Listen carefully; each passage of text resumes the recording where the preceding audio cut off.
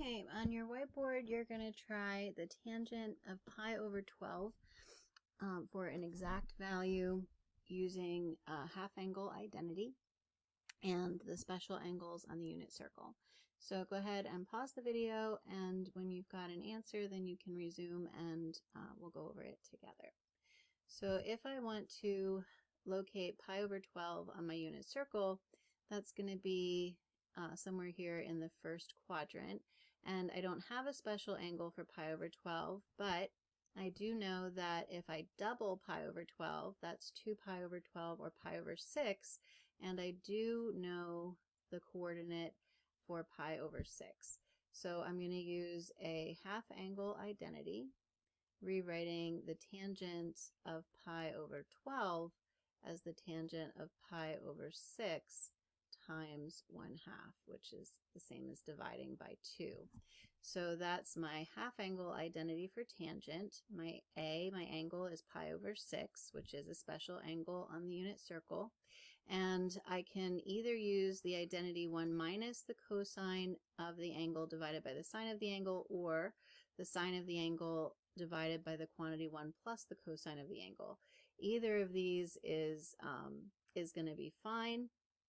But if you take a look at the denominators, you can save yourself some work by choosing the identity that isn't going to result in a square root in your denominator, because that would require you to rationalize the denominator.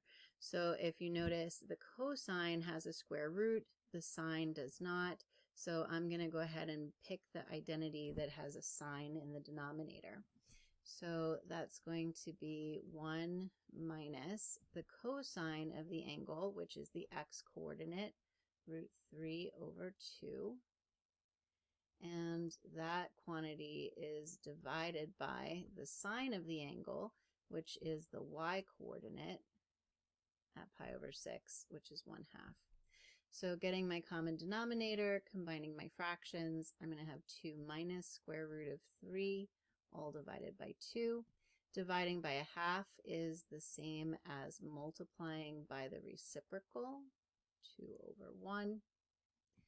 And that's going to cancel the 2's, leaving me with 2 minus the square root of 3 as the exact value for the tangent of pi over 12.